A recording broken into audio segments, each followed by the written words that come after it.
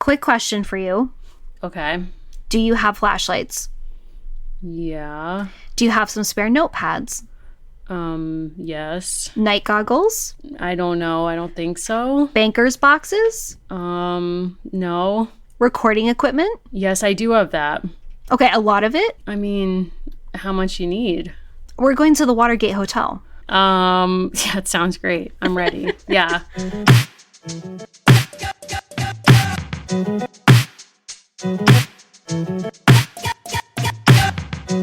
Welcome, everyone, to American Girls, the podcast. This is the show where we're reliving the American Girls series book by book, except here on Patreon, where we're taking ourselves to all kinds of locales, including the Watergate Hotel and apartment buildings that we think live in the world of our show. So welcome. I'm Mary. I'm pleading the fifth. Wow. Okay. I respect that. Is it part of your presidential papers? Therefore, we don't have to know your identity? I'm really not at liberty to share that information right now, but under, court order, perhaps. No, so we shouldn't joke about such legal matters, at this or any other time. It's Gemini season. You always have to watch out. But I'm really excited that we decided to kind of jump our shark. Kind of a revelation I had. This may be the first and only book by a man that we've read on our Patreon. Really? Well, Anderson Cooper, but he had a female co-author. I don't know that we've ever gone so far into the world of sort of toxic masculinity history. Holy mackerel. Yeah. And with what a tremendous guide for the Cornerstones of Freedom series, The Story of Watergate. I mean, it's really a story of America in a way. And, I wish we're going to have to share a photo of the cover of this book. It's like a sea of white men and it just says The Story of Watergate. And indeed, we sort of picked this because we're coming up on the 50th anniversary of the actual break-in, which was June 17th, 1972. But, it's also wow, I didn't realize this is the first man that we've allowed onto the podcast, a solo male product. And I just need to say, as a warning and a spoiler alert, it shows. It's not, is this the best book I've ever read? No, but it's a jumping off point for a thing that we both are interested in somewhat, which is talking about Watergate and what Watergate lets us think about. As I said on the main show, I'm in way too deep right now, Allison, way too deep. Yeah, there is a fairly lengthy list of pop culture and different representations of the Watergate incident. Should we give people maybe just kind of a brief primer in case they've led a more normal life? Yes, about what actually occurred with Watergate when we talk about that. So we can go through a series of events, if that's helpful, just to give you a sense of the saga that this book is attempting to cover for children, ? And just some sort of touchstones. We don't expect anyone to be an expert. And I'll be real, in my AP US history class, we did not get anywhere close to 1972. No. We barely got to World War II. And basically my teacher was listen, if you've seen Pearl Harbor with Ben Affleck, you know how this ends. And it was I just don't think that's going to be acceptable on the exam. I don't think they want us to talk about that. No, and I want to start by kind of framing this in a way with something that I know is trotted out as sort of the fact or the significance to take away from this. This is ultimately about sort of wrongdoing at the highest levels of the United States government. And I think it's often cited as sort of the thing that shook a lot of people's faith, or everyone's faith, as it's often said, in the federal government or in the presidential branch. If, this was really the first thing that made you deeply question the ethics of the U.S. government, congratulations. But I think that that's important to keep in mind because people were especially outraged by what they learned about not just what happens in the story of Watergate, but the subsequent cover-up. So we're going to be talking about both of those things. This book cost me $6. It also nearly cost me my sanity. I don't know that this book helped me learn about Watergate. Absolutely not. Absolutely not. I mean, I think that's something to be said, which is there have been so many histories of Watergate, of Richard Nixon, of this time. And I don't really know that there's a singular book that I would recommend that captures all of it because you're saying, there's so many overlapping things that are going on.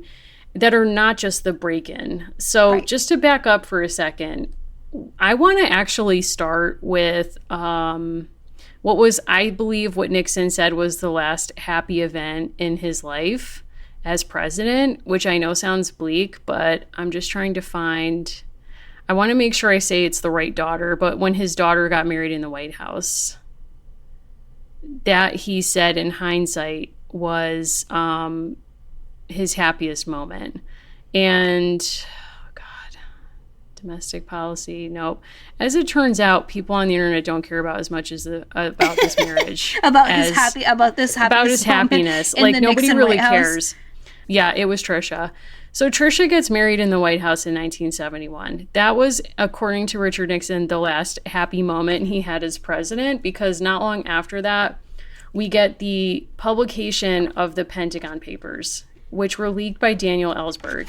And this was a study that was called for by Robert McNamara, Secretary of War under Kennedy, and LBJ to understand how we got into Vietnam and what had been done on the American front that had been both, including a lot of things that had been withheld from the American people. It documented a lot of lies that were told. And it should be important to note, none of these lies were told by the Nixon administration. Nixon was not personally responsible for any of the stuff that came out. So when it first came out, Nixon barely noticed it in the paper. And Henry Kissinger, meanwhile, is flipping tables and is like, this is treason, this is an outrage. Nixon was like, I don't know, my daughter got married, everything's cool.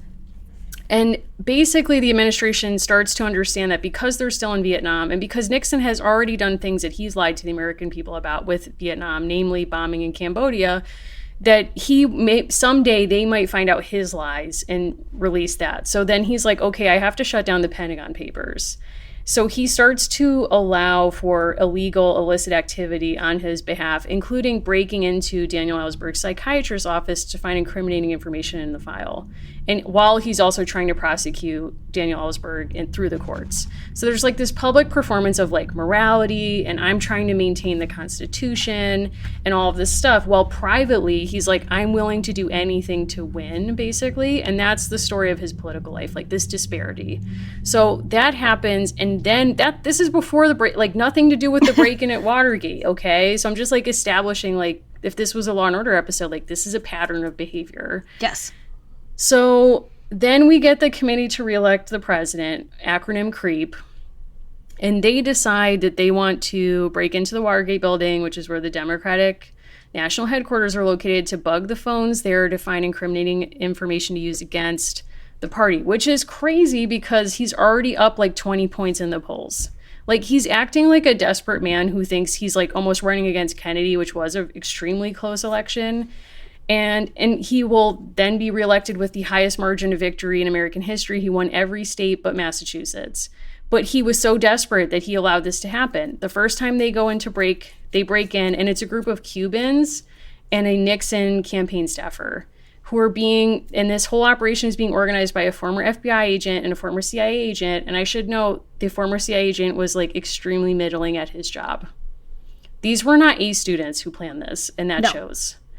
So Nixon's keep me out of it, but he certainly knows it's happening. He keeps aides around him who are kind of morally dubious. So even when his chief of staff is shut this down, he calls in the aide on the side and he's like, no, but for real, we got to get in there. You know what I'm saying? He was doing this. So we get this break-in. It's poorly planned. It's a second break-in because they didn't correctly install the bugs the first time around. So they're going back in to fix it. They get caught. They get arrested. And kind of everything snowballs from there, because what you get happening is a bunch of Nixon's aides start to tell what was really going on, because Nixon's it's fine as long as nobody talks. And the only person who was arrested who had any connection to the campaign was that campaign staffer.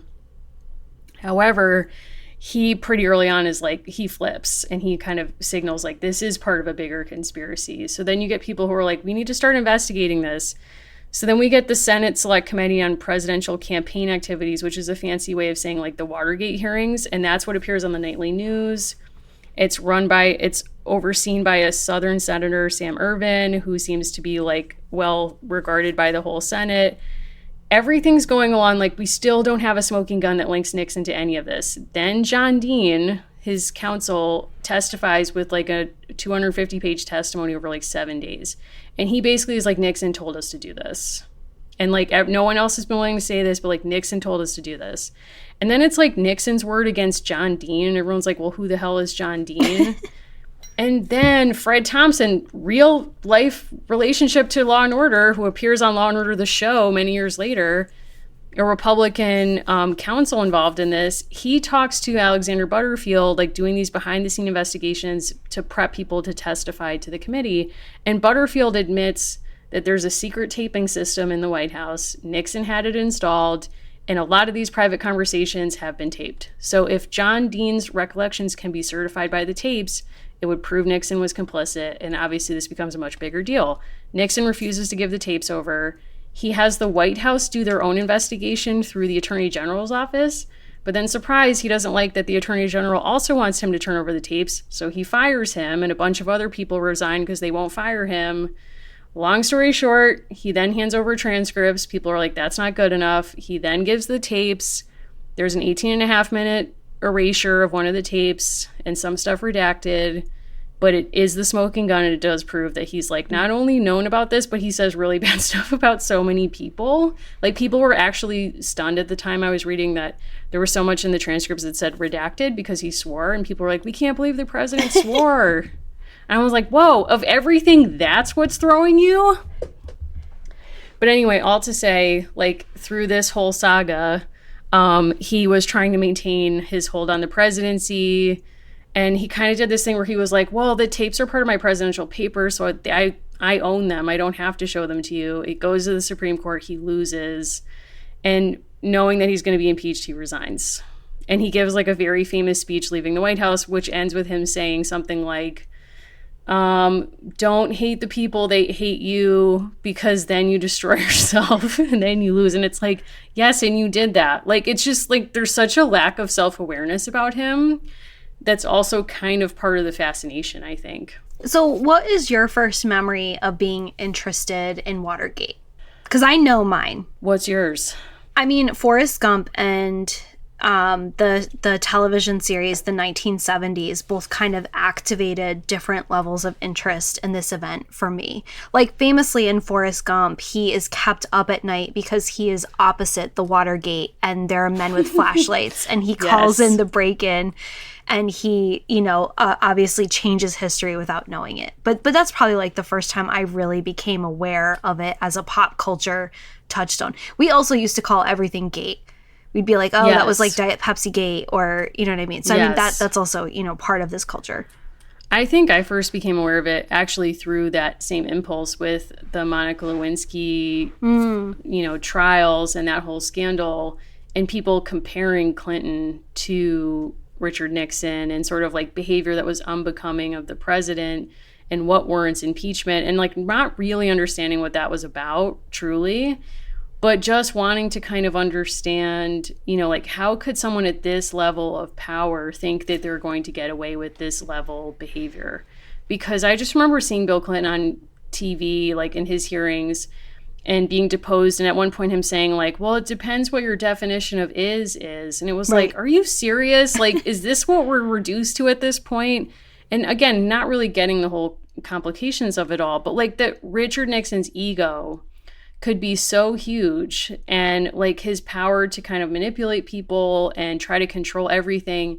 And yet, like, he was his own downfall, basically. Like, having the tapes installed in the first place ensures that, like, actually creates the situation that will be his downfall. I would do that. Without a question. You would install a taping system? As the president? Yeah, absolutely. It's interesting because JFK and LBJ also had one, and he had it ripped out. Yeah. But theirs wasn't, like, motion activated, I don't think. Well, I mean, like, they had a hit play or, like, hit record. And he was just like, yeah, no. But I mean, like, I think it was Butterfield or John Dean didn't. So there was a bunch of people in his administration who knew the taping system was there, like 3 people. And there was everyone else was like, had no idea. I didn't tell them. So John Dean, like in this really fascinating moment, is like, I don't know. I think one time I saw him go into the corner of the Oval Office and like whisper to himself out loud. And I thought that was really strange, but it only makes sense if like he knew there was a microphone there and he was recording something for later. So it's kind of like weird that, I mean, he was just so used to it that he would, without thinking, go over and, I mean, otherwise you would seem like that's not normal necessarily behavior. I think he did it so that he could write his memoirs and have a record of his presidency. Like, makes sense to create this archive. But it's like, I mean, I don't know if I would have thought that far ahead. Like, oh, I should just have like everything recording all the time. So I want to like step into the mind of the author who gives us this what is being passed off as children's literature about Richard Nixon, and does get into the recording and like the response of the country. I want you to picture like putting a small child down to bed following a bath and reading them this opening paragraph. On the evening of August 23rd, 1972, President Richard M. Nixon felt on top of the world. Republicans at the National Convention in Miami Beach, Florida, had just voted 1,347 to 1 to nominate him to run for a second term in the White House. This book is a long-form article copied and pasted onto glossy paper with photographs being passed off as a children's book. It's part of an educational series. I actually was really fascinated by the notion of how would you explain complicity, morally dubious behavior at the high level to a child. This book is not doing that. This book doesn't kind of get at like, you know, if I were doing a tour about this with young people, I would say like, you know, you've probably been curious in your life about what people say when you're not around. Richard was so curious that he made this part of his entire campaign.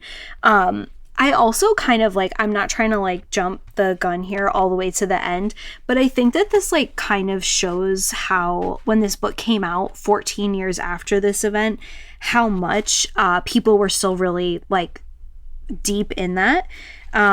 Watergate showed President Nixon at his worst. There are many, many examples of how he served his country well. Unfortunately, they are not a part of the story of Watergate. And I'm kind of curious what you think about that. Well, actually, so I wrote down that last page of the book. I thought was the most interesting page of the book. Yes, which I agree. It's not basically, saying much. It's not saying much, but I think it shows how hard this author is working to find meaning in Watergate that will be amenable to children. So these are two paragraphs that appear on the last page of the book. The Watergate scandal placed the country in turmoil. Extremely important political leaders were convicted of crimes. Many Americans lost confidence in their political leaders. People in other countries lost faith in the United States. So you're like, okay, like downer, like yes, all of that happened. Yeah, it wasn't the bombing of Cambodia that was illegal and immoral. I don't think that was it. No, not part of it. Hard pivot.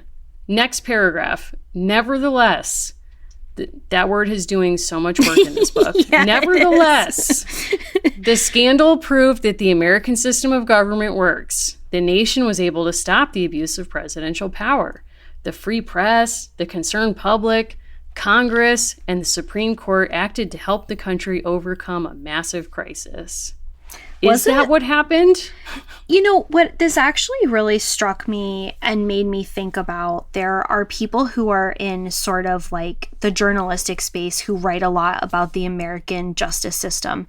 And there are voices within that space who will say, you know, when a person who's been wrongfully incarcerated for decades, when they get out, you know, that validates that the system works, right? Or when their case is being overturned, proving that this is a system that works. And I very much take the tack of, you know, of course humans are involved, so it will always be fallible. That is not a system that I would want to see working. It's working to do a certain kind of thing, which is incarcerating a lot of people. To me, it's like that's still not a win. It's definitely not a win. And I think what's missing from this is a conversation about what happened immediately after. So when Nixon leaves office, Gerald Ford becomes president. We've covered Betty Ford on this show, one of the great first ladies, iconic. Gerald Ford, not so much. He makes the decision to pardon Nixon pretty quickly after taking office. So like that August. And he notably punts on offering a presidential pardon to people who protested the Vietnam draft and who left the country rather than Right. serve in the war. And somebody says, like, did he do this? A journalist asked at a press conference, did he punt on this or push this announcement of the pardon for those folks because he thought this was more important? And the press secretary at the time basically gives an answer that's like, I guess you could draw that conclusion. And so it's kind of like, yeah, I mean, this book is working overtime to basically say, like, Nixon was a bad faith actor and the people who worked with him were bad faith actors, but the system that allowed them to do this is not inherently bad.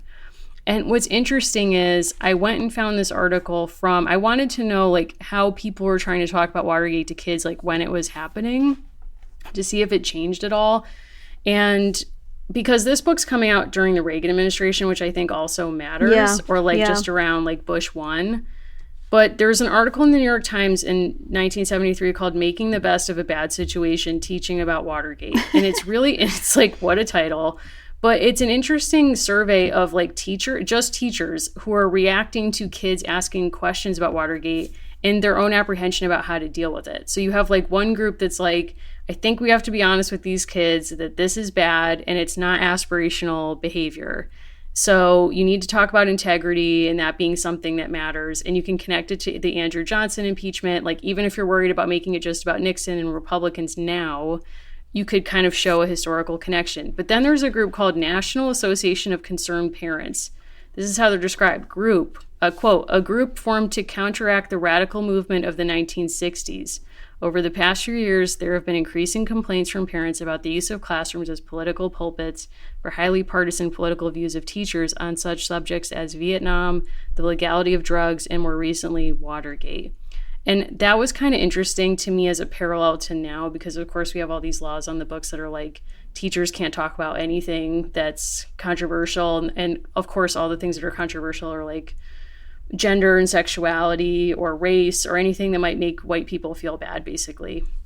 And so it's interesting that like there's this historical precedent where people are like, it's too judgmental for us to speak about the facts of Watergate. Like, that will be too incriminating to like parents of children in the room.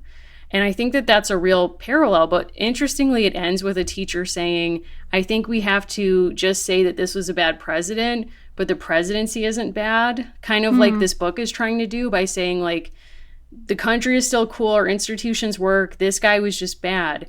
But a teacher pushes back from that. And he's, I think iconically for Maine, like this fits for what he ends up saying. But he says, we used to tell these kids that you may grow up to be president of the United States and that it was something they should aspire to.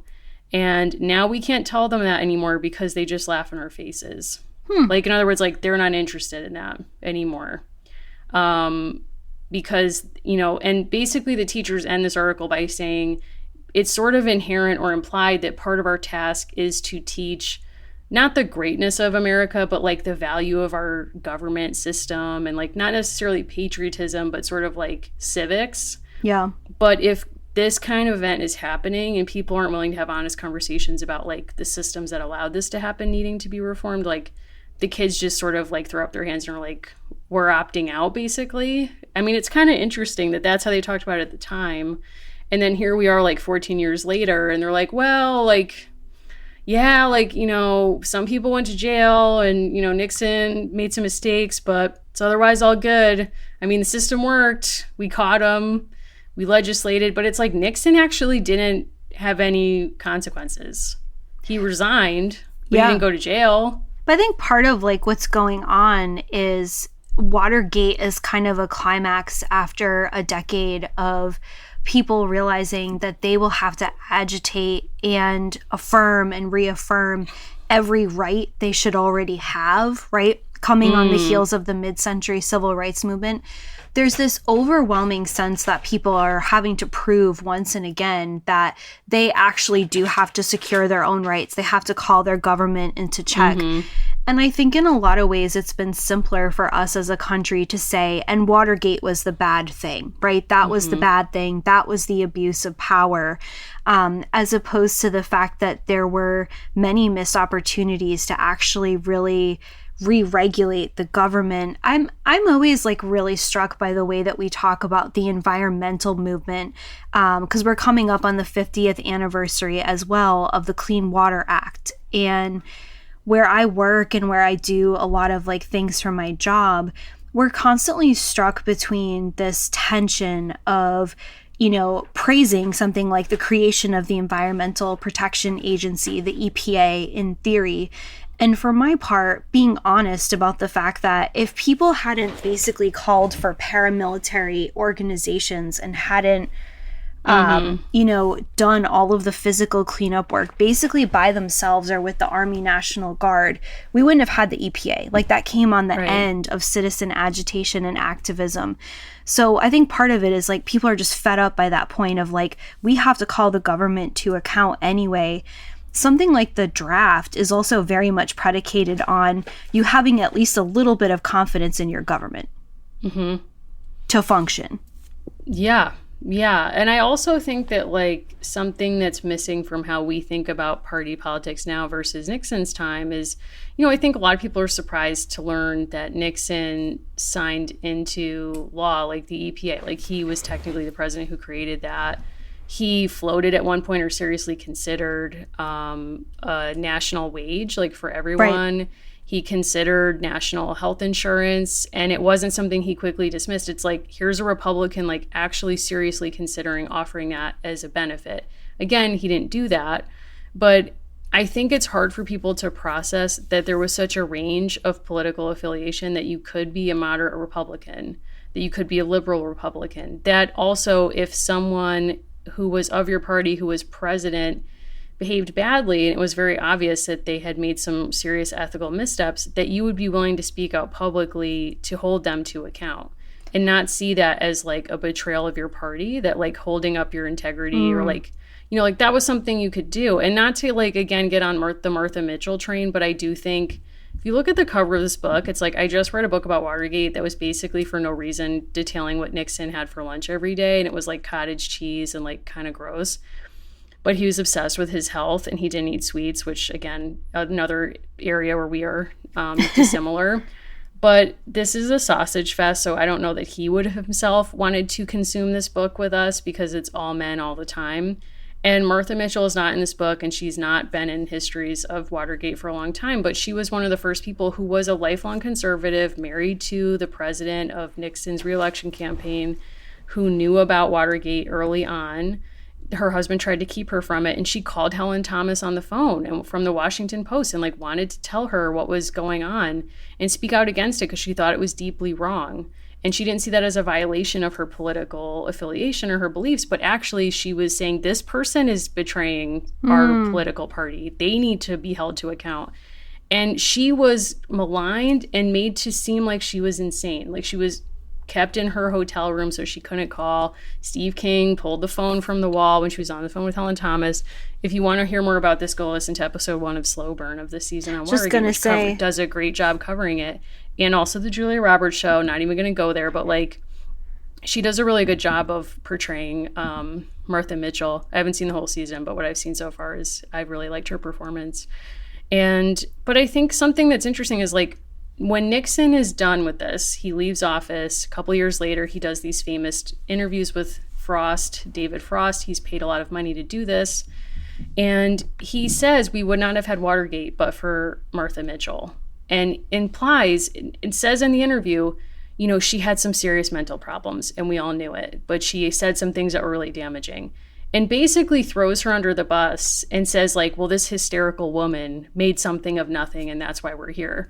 And there was really not a lot of pushback on that at the time. And she had died by this point. So it was like, first of all, what a horrible human being that he was willing to do this, knowing that it was not true. But it's like, I don't know. I mean, I can't imagine, or like when we think about the January 6th hearings, which are starting this week, which actually the producers are drawing on the hearings of Watergate and producing and wanting to get the public more involved or interested in the information they're going to be sharing on primetime. It's like, I can't fathom somebody coming forward and saying, Donald Trump did coerce people to, revolt against the government, and like he should be held responsible for his part of that. the people who have been willing to say that in his own party have been punished. Right, right. And like that's a major difference to me between then and now. There was a piece I read where someone was kind of evaluating Nixon's long-term legacy, and I think something, to your larger point, that was extremely pervasive during the Reconstruction era that has become pervasive again is this notion of loyalty to party over everything. Right? Like, at what point is loyalty to party, like, really, truly the thing that is superseding any kind of allegiance to this country? And this author, Joan Hoff, makes the claim that we should look at his legacy in terms of actual achievements that come out of his administration as well as Watergate.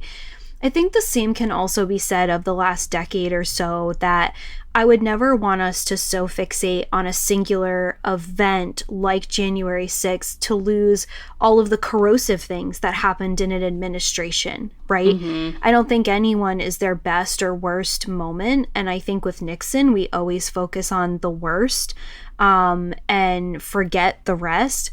I think we're actually in a real danger right now to singularly focus on one worst and forget a lot of other stuff that was pretty bad too. With Trump, you mean? I think with several administrations. I mean, I think the most recent one might have a kind of like exceptional moment, but I think we have this tendency as a nation to, and this is like true of a lot of groups, but to compress a complex series of time down to one event, right? It's part of why American Girl works, right? You're trying to cover formative years in a person's life through basically 6 extended scenes. What we're seeing, I think, with Nixon is like we have one cultural touchstone, and that touchstone is what it is, but it further removes us from seeing citizen-led activism, further removes us from having real conversations about Vietnam, about Cambodia, about the war on the environment that was happening at the same time. And I think that's something that I find troubling as a lesson as we go into the next few months, because I think it would be a mistake to say, this administration or this president was ineffective or amoral because of this one thing, when that thing is a symptom rather than the full diagnosis. I think a different way to think about it, or something that might help me more, is to think about the value of displacing presidential history as the only meaningful way to organize or understand a period of time. Like to say, there was this citizen-led activism around a lot of these issues that gets lost if we only center the president and what he was doing as like his relationship even to that topic, like the environment, like national health care, because there's a lot that gets lost in terms of other people driving those debates or thinking about other ways of organizing healthcare or the environment or thinking about the war effort at that time. I think so much with Nixon, it's like, I don't actually think Watergate dominates how people write about him anymore. I think it's more like his personality and his tactics. And I just can't go to a place of like, well, there's actually value in Nixon, like, period, no, because he was anti-Semitic, he was homophobic, he was misogynist. And I know people come from a place in time, but the fact that he has emerged as such a hero to people who have real access to power now, who are parroting similar views 50 years later, Roger Stone and others, like, I think it's really dangerous to try to redeem Richard Nixon as a person right now. I don't see the value in that because, like, he was willing to publicly accuse people of being a communist when he knew it would ruin their lives because he wanted to win a senatorial campaign in the 50s. Like, he was this person his whole public career. And so I agree, like, Watergate's not the whole story, but I think for me, it's like, I just want to displace him as like the most, like, I have no skin in the game of redeeming him because so many other people who are toxic in 2022 are doing that and are using him as ammo to do things I think are dangerous now. So to me, it's like, I think it's dangerous to even get involved in that. Like, I would rather focus on like the people who made the EPA happen who are not him. You know what I mean? Like activist groups or like people who really push the government to get out of Vietnam or like we're involved in those conversations. Like, I don't know. I mean, I think he's too much like a third rail for me right now where it's like you touch him and you die because he's too meaningful to people now. Like the fact that Roger Stone has a massive Richard Nixon tattoo on his back, like I kept thinking about that. And it's like, I don't know, there's something with that. And to your point, right? So this book would have been written basically as I was entering the world. Thank you, Jim Hargrove, author of this book, Frightening Thought. But this book comes out in November 1988, right? So that timing does not feel incidental at all. The author of this book is Chicago-based. He's written a lot of children's books. He's led a lot of different encyclopedia articles. He has swooped in and he runs an extremely active website about the assassination of JFK. What? And so he runs it. He wasn't the originator of it, but I became kind of obsessed with this Lee Harvey Oswald website because it had graphics and visuals that I have not seen on a functioning website in a very long time that date back at least 20 years. So it is this kind of artifact. Yeah, so I'm going to pull up the URL for us so that we are able to actually like spend some time on this. One moment, please. I'm so scared. I can't wait. Well, I'll just say while you're doing that I also want to acknowledge that Shirley Temple Black was the United States delegate to the United Nations Conference on the Human Environment in June 1972. So, like, to me, when I say I don't want to, like, center Richard Nixon, like, I am willing to center Shirley Temple Black and what she was involved in, and I would love to know her thoughts on Watergate and, like, a series of other things. Just saying. I can get down with that. Sorry, please hold. I'm looking. She actually had very progressive as a Republican. Like she made a closing address at that conference, basically calling out climate change and was like, "We are all stewards of the planet that we're giving to our children to inherit, and we have to act now." And like actually saying things that sound like they're ripped from today's headlines. So really interesting stuff. I don't really know how she felt about Richard Nixon, have not been able to get that deep into it, but I just know that she had a second act as an ambassador abroad to Czechoslovakia and to Ghana starting in 1974, I think. And, you know, like interesting rabbit hole to go down if you're interested. Ooh, okay. So okay. We are on harveyandlee.net. Harvey and Lee has a very old-fashioned, almost blingy graphic. Harvey and Lee up top. God. John Armstrong's documented history of the CIA's Oswald Project, which is in quotes. Website created March 9th, 1999, updated March 30th by Jim Hargrove. So, like, Jim is in it. Oh my God. Here's what's fascinating. This is all about the Warren Commission. This is all about the notion of like multiple Lee Harvey Oswalds or an idea of an Oswald project. Here's kind of where I think I'm coming from with some of this. I'm very fascinated by mysteries, by high level intrigue, right? And what you're saying about Mitchell is like so important to our understanding of this. I think we have a culture that is in like an extremely weird place with conspiracy in terms of a legal term. Like we know that conspiracies happen. Multiple people at very high levels of government conspire to commit crimes and to do wrongs, right? To commit wrongdoings.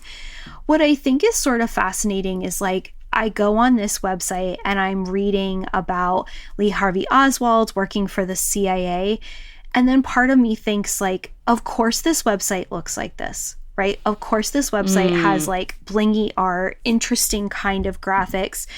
I think we're in such a muddy time right now where we have Pizzagate and QAnon, and we have like genuinely mystifying levels of disinformation and misinformation. And I see something like this, and I know that this man is like a very like prolific author, and I just think like, what are you doing here? Like, how did you get here? What do I believe? You have to scroll down, place mouse pointer on each image above for more information. Do not click. Why? Oops, I just Well, that's what it says. Do not click. This website was built like on Angel Fire. Yeah, I was trying to run this through like what runs or like Chrome extensions that will tell you what websites are built on. And it's Mary, like, they're not going to tell you. What are you, deep state? Come on. They're not going to tell you. Yeah. I mean, you have to hover over like literally a homemade chart that has been pasted onto this website. 1959 photo. This is a close-up of Harvey Oswald from a grainy photo taken by Robert Oswald in front of Robert's house. Later that year, Harvey defected to the Soviet Union. click to see full photo. Now you just told me not to click. You like, told me not to click. How can I get through this? Wow. I love how at the bottom of the page there's just like a heading that says Oswald never purchased a mail order rifle. Yes. But it's like I'm not laughing pivoted at that. From like it's just like it's bizarre because I mean there's so much text on this page, but the headlines are kind of like sort of summaries of what's to come in the paragraphs underneath them. So it's like, okay, I guess that's what you're doing. And then you get to the bottom and it's like, nope, I'm throwing that organization scheme out the window. I just need you to know Oswald never purchased a mail order rifle. And it's like, okay, I guess I'm receiving that.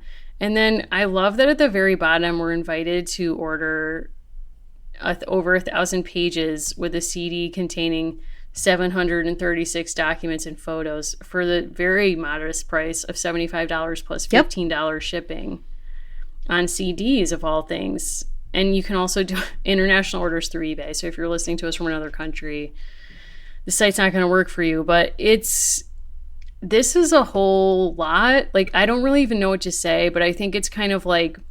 May I share this one more part? Yeah, please. Most documents reproduced on these pages from the National Archives and the FBI Series 2, in quotes, microfilm series. Web premiere, 3/9/1999. I've never seen such an emphasis on like when they claimed that this entered on the website. HarveyandLee.com domain registered 2/13/21.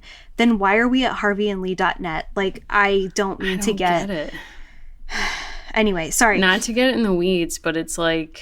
But this feels important to me because I think that part of what this reinforces is this is who is teaching presidential history. These are the kinds of narratives that are out there in the world.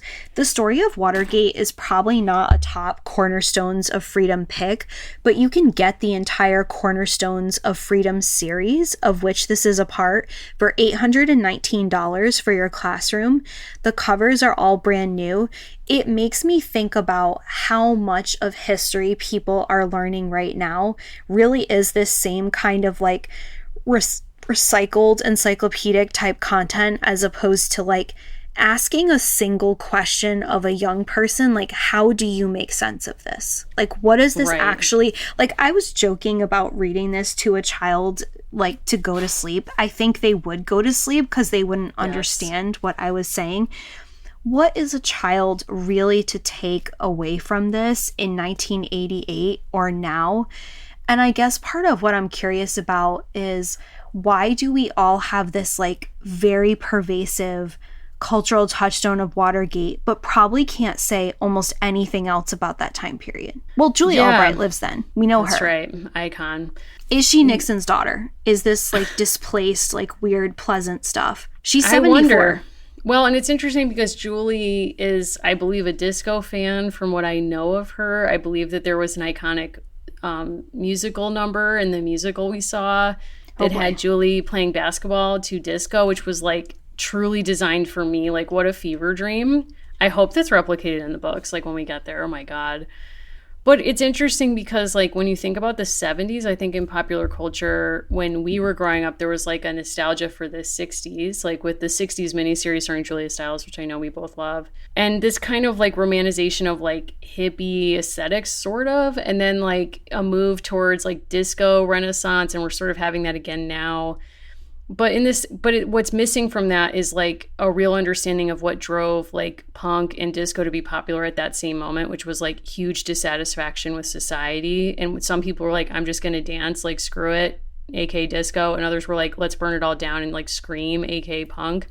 So I agree with you. I think there's like a lack of interpretive thread riding through here that's like, what was this all about? Like, what was driving these disputes? And in large part, it's like an answer to the question, what role should the government play in your life? And, or, you know, are other questions that are relevant. But all of those questions about how we should be in relationship to each other and the state and whatever get lost in books like Bill O'Reilly's Who Killed JFK or Who Killed Reagan. Or I have not read these books, but I've flipped through them in Barnes and Noble, and it's just very salacious, but also extremely surface level histories packaged to seem like they're giving you the real information that you don't get on the news. Right. And so it's sort of like people don't have trust in their news institutions. but we also lack the skills to curate our own information in ways that are reputable. So you just have this guy on his like 90s AOL community site talking about JFK assassinations. But it's like, where's the footnotes, sir? Like, I mean, this website has a ton of text. I don't know what any of this is based on, but I mean, that's the tell, is like, there's no information literacy here. Is that it, or is that these people literally lie? See, I think about that all the time. Like, yeah, I think it's both. I think it's probably an 80-20 or a 20-80, depending on the issue. But I think it's like, there are ways in which like we have made something like the last 6 years of the presidency far more complicated than it needs to be. Richard Nixon lied. Mm-hmm. Recent presidents lied, right? Like they lied about significant things. People in high levels of power were not held accountable. They told and said things that were not true. And I think something about why I wanted to do Watergate and I wanted to think about it is like, it's actually simpler than that. Like people lied. They lied under oath. They were dishonest about what they were doing. And we've kind of created this like cultural pathos around it that's not real, you know? I mean, it is partially real, but these people were not honest. Like they cheated, they tricked, you know? I think it is really interesting. But at a certain point, it's like we can put it back on the American people all we want, or like the media, but like they did something wrong. They did something wrong. That's my Virgo coming out, where it's like... But you were wrong. No pardon. You would not have pardoned Nixon. Absolutely not. Absolutely not. Breach of ethics. It's interesting because when Ford was questioned by Congress about what he would do should he become the vice president as a result of all of these like machinations we haven't gone into with Spiro Agnew and like tax crimes, he was asked, would you pardon Nixon? He said no. Right. And he said, like, I don't think the people would stand for it. And then he did it. And there was pushback. His own press secretary resigned in protest, but there wasn't any like, I mean, he did not win re-election, but that was the measure of the public not standing for it. It didn't really haunt the American people in the sense that they weren't willing to elect people who behaved or presented themselves in similar ways. Like, I think it's notable that Watergate is a moment of like national disillusionment. Certainly not the only one. Happens, I think, all the time. But I think when people were like, wow, like, look how deep this went, how many people were complicit in maintaining this lie, like, what else might they be lying about? And don't have the tools to really interrogate any information they're receiving on any issue and feeling dissatisfied. It's like easier to believe a conspiracy than to see a bigger structural issue or inequality that might result in your current unhappiness in your life, which also was happening in the 70s with the Rust Belt and everything else. So it's like, you know, I think it's interesting. I think to your point, it's not like a singular moment of disillusionment. I think for us, like, you know, I remember like when, you know, Bush was saying Iraq had weapons of mass destruction, and obviously that was proven not to be true. You know, there's a lot of moments like that with, and not just Republican presidents, like all presidents, people in power, people in CEO positions, like you name it, who say things that are not true. And I think it's sort of interesting to see like how people react to that moment. And what's been sad and kind of tragic in thinking about Watergate now is like, have we learned that much from Watergate? Like Nixon lost in the immediate term, he had to resign the presidency. But did he win in the longer term, in the sense that his approach to public life, to do anything behind the scenes to get what you want, as long as you maintain a public pose of a devotion to a certain kind of morality, like he originated the phrase of law and order and the silent majority and all this stuff, like these dog whistles, that has won long term. That is currently winning. And, you know, that's a sad thing, like not to be a bummer, but it's like, what do we do with that? I think if a book, because it would be comparable now, if we were to come out with a book about the incident surrounding the WMDs and the deceptions by Cheney and others in the administration, like if we were to write a children's book about that, I do think we'd recreate this cover with like the heads and like the white males kind of like orbiting around. And I think we'd go for like not a sterile recounting. But I think to that question, like, I think there's just so much presumption and cultural baggage around Watergate that trust was there to begin with. And I think like part of what was happening in 1970 is there wasn't enough like institutional memory being talked about of just how great a betrayal Reconstruction was, right? I think if we had been honest about if we've ever been honest about what a missed opportunity Reconstruction was, this being almost exactly a century later would not be a surprise. The replay of issues, not so different from what goes on with Johnson would not be so much a surprise. But I think part of it is like, I believe very strongly in my country, which is why I think like betrayals need to be called out the most, right? Like I think if we were to kind of take the WMDs and we were to write that children's book or to write something kind of explaining it, I don't know if the most important things are that it happened or that it was a betrayal or that people lied. I think you're spot on that it's like, so what really happened? And the reality is George Bush is basically running the world's most expensive post-war, post-presidency art gallery in the world by a self-taught painter. Laura is still talking about books, and there are still dead children, all whose lives we never get back. So I don't know, like we've been at war most of our formative years and there seem to be no consequences. Like I think this problem has gotten worse, and I think Watergate becoming kind of a cultural joke is part of that. Like it is a joke. Well, and I think it's kind of like there's a major gender issue here too, which is that like who do we allow to have a second act in public life?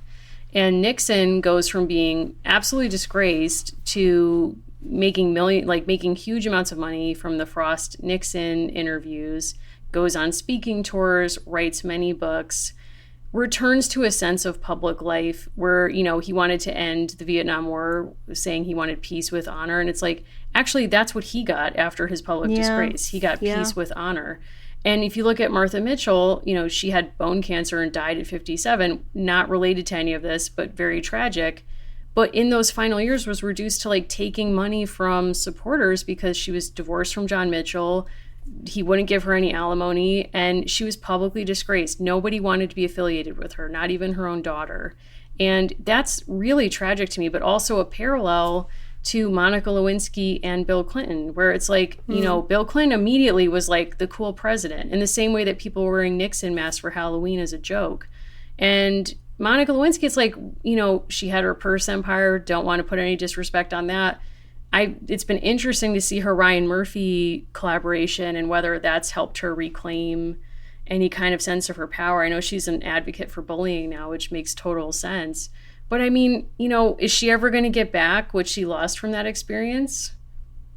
No, I mean, her life is unfathomable at this point without that incident being part of it. But I think that sort of culturally, right, I think where these stand in such like stark contrast to what we typically read or talk about in the series, like typically we center books and narratives where women are change makers or they are participants to change, they are witnessing it, some like various kind of level.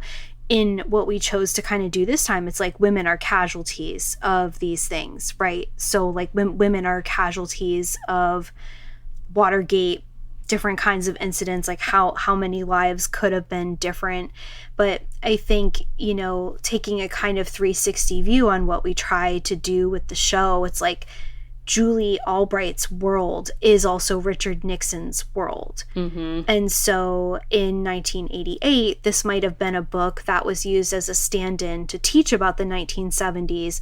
Today, a child might get the Julie Albright story where she runs for office. That's like the whole thing of her story, right? Obviously kind of, ripped from the headlines, again, in Law and Order parlance.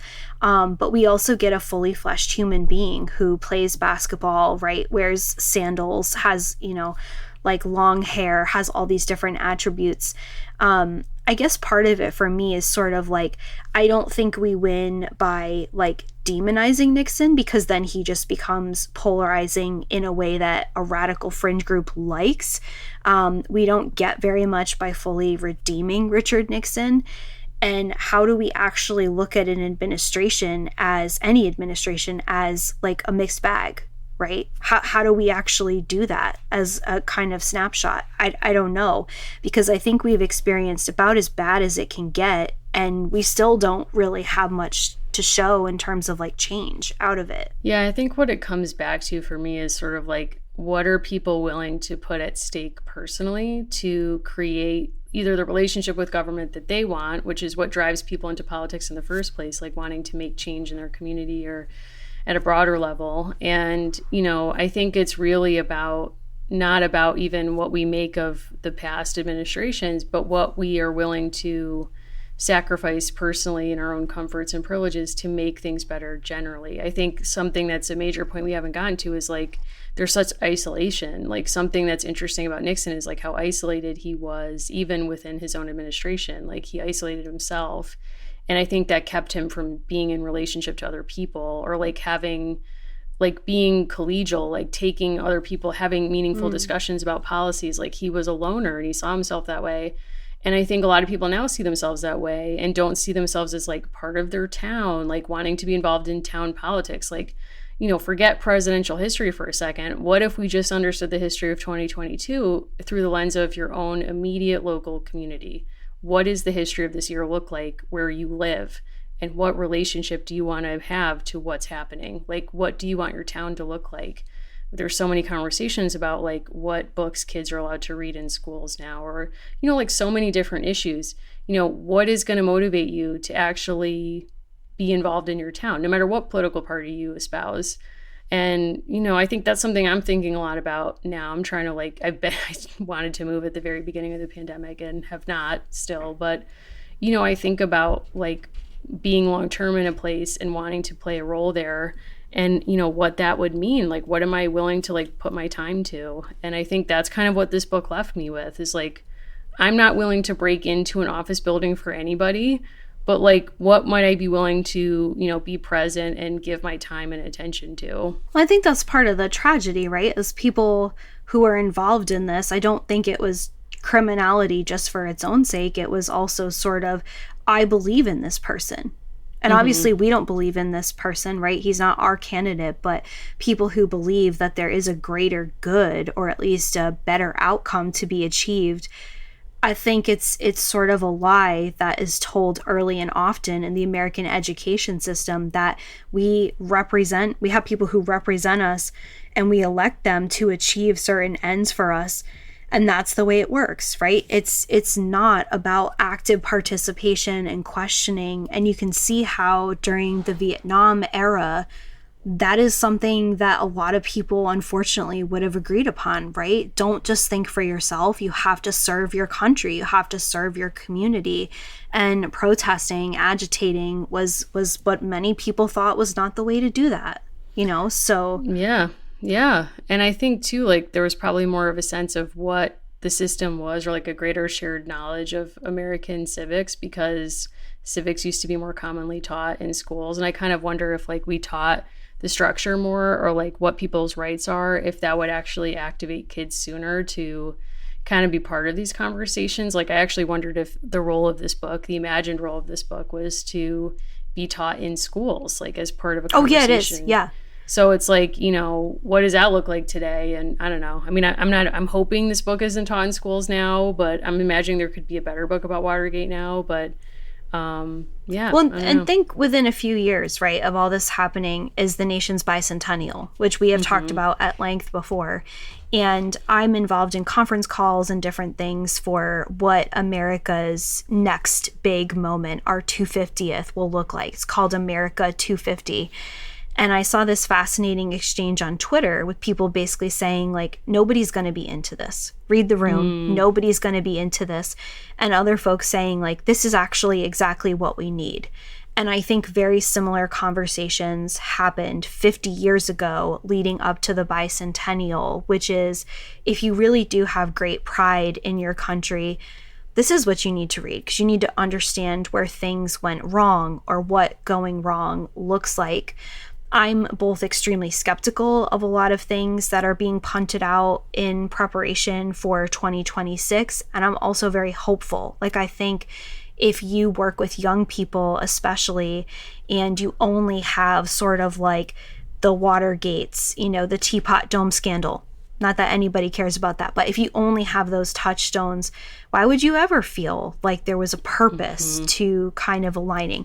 You don't have Rebecca Rubin singing Grand Old Flag if all Rebecca Rubin learns about is Watergate. I know that sentence doesn't make any sense, but I also know that our listeners know what I mean. Yeah, totally. And I think like there were really interesting stories at the time of Watergate where people were interviewed when the hearings were on primetime, and they're like, what do you think? Like, what do you think? Did he do it? And whatever. And there's a bunch of Black Americans who are profiled and are like, I don't really care. Like, this has nothing to do with me. And I think that that's an important piece too of like, okay, like thinking it has no relevance to your life because there's such a gap between, like conceptions of like national power or like official power, but also like racial differences, like people feeling disempowered in our country.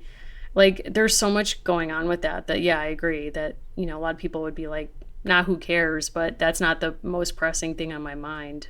You think it's a coincidence this happened 3 summers after we land on the moon? Okay. Whoa. Or did we land on the moon? See, here I am coming for this, like, MySpacified website about Lee Harvey Oswald, and then, Meanwhile, you're like, I'm but also did we? out here. Oh my God. Well, we never landed on the moon. The iconic zine from just after the moon landing basically opens by saying like, well, we were lied. You think the government wouldn't lie to us about the moon landing? They lied to us about Vietnam. They lied to us about Watergate. So they probably lied to us about us landing on the moon. And it's like, I don't agree with the conclusion of that zine, but it is a powerful opening. I'll give them that. I took freshman year philosophy in college, so I know that there are some fallacies there. Wow. Or, logical issues. Here's what I will say. Thank you for coming on this journey all the way back to the Watergate Hotel with us. We want to take you to a different kind of conference type center, which is Philadelphia, circa 1776. We want you to ride that ride with us. We want to take you, like, we've done some lows, right? We've done some lows. We've had some We're lows. ready for some highs. Mm-hmm. We're ready for a high. We're ready for a musical moment. We are going to be watching the musical 1776 for our July Patreon. If you want to watch it with us, let us know, and we can do it as a watch along. But we are very excited for this. And there's actually a new Broadway musical that's an interpretation of 1776 with a shock, not all white male cast. So they're kind of doing a Hamilton thing, I think. I have to look more into it. Somebody just told me about this. But I'm really excited to get into it. Like, Mr. Feeney is John Adams, like, sure. The weird slavery montage that, controversial. Is this the most, like, progressive musical you've ever seen? Definitely not. But I think it's going to, like, let us think about histories of, like, how people romanticize the founders. And also, I love, like, a great musical. So I'm really excited for this. We're very excited for you to come along. We love doing watch-alongs. We love doing interactive things with you. Thank you for keeping the Discord like a very non-Watergate space. Like, people are extremely pleasant. They are not conducting surveillance or talking, like past or about each other. Very, very wonderful. I have a few of my favorite channels. I will not say which, but there's a few that I love, especially where I'm just like always laughing and I really appreciate the content. So even if you think we are not participating, I am lurking there every single day. I love what I see happening all over the place. You all are cooler than me. You have cooler stuff. Love it, love it. Well, I mean, yeah, there's a lot of like very cool people on the Patreon. I hope we can be friends, like, question mark. I hope I'm cool enough. Who knows? If you didn't like quit this episode 40 minutes ago when we were on that guy's website. I should have. But we want to do for July as well. Speaking of the Discord, there's a great channel for pen pals, and a great listener is setting up the pen pal program. And I'm really excited to take part in it. Can't wait to write to my pen pal. But because July is International Zine Month, I'm going to invite everyone on that channel, whoever wants to take part, to send their pen pal a zine. And I'll offer some instructions on how to make a really easy mini zine out of a piece of like printer paper. Anyone can do this. and it's very fun. So if that sounds interesting to you, please join us there. Yeah, we would love to hear from you. Please continue to reach out. We always really appreciate it. And thank you for all the great comments on the past few episodes. We love to do different things and to get your feedback on where to head to next. So, next few months are a little bit planned out, but we love adding in what you want to do. Definitely. We're always looking at your lists and your suggestions, and we really appreciate your feedback. Like, All of a Kind Family was such a delight, and that came from you. So, thanks again. You guys have great ideas. And we'll see you on our next episode. We'll see you on the Discord. And look, if you are listening to this and you think Discord's beyond me, get in touch with us. We have instructions on how to get there. It's definitely worth it. It's like one of the last kind places left on the internet. So please be in touch. We want you to be able to enjoy the full experience. So thanks again, and we'll see you on our next episode.